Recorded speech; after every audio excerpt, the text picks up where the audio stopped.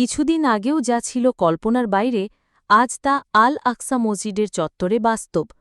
দলবদ্ধ ইহুদি উপাসকরা এখন সেখানে প্রার্থনা করছেন, গান গাইছেন, পতাকা ওড়াচ্ছেন এবং এমনকি মাটিতে সেজদাও দিচ্ছেন।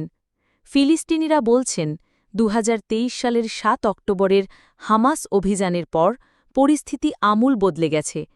ইসলামিক ওয়াকফের আন্তর্জাতিক পরিচালক আউনি বাজবাজ জানান, প্রভাবশালী ইহুদিদের প্রবেশের মাধ্যমে আল আকসার উপর ইসরায়েলি সার্বভৌমত্ব চাপিয়ে দেওয়া হচ্ছে।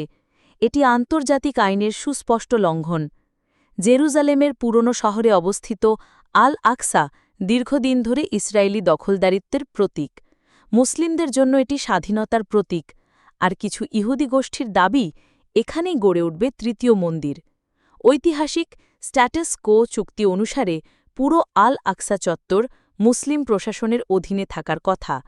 তবে ২০০০ সাল থেকে ইসরায়েল একের পর এক চুক্তি লঙ্ঘন করে সেখানে সেনা মোতায়েন, ফিলিস্তিনিদের প্রবেশে বিধি নিষেধ এবং খনন কাজ শুরু করে।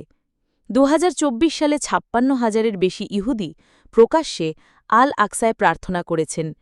এমনকি ইসরায়েলি মন্ত্রীরা সেখানে উপস্থিত হয়ে প্রার্থনায় অংশ নিয়েছেন।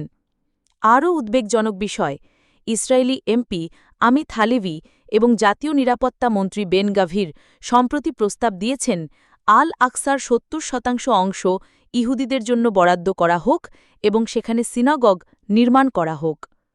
ফিলিস্তিনিরা বলছেন এটি শুধু কিছু লঙ্ঘনের ঘটনা নয়, বরং একটি সুপরিকল্পিত ইহুদিকরণ প্রকল্প। এখনই প্রতিরোধ না গড়লে ভবিষ্যতে এটি স্থায়ী বাস্তবতায় পরিণত হতে পারে।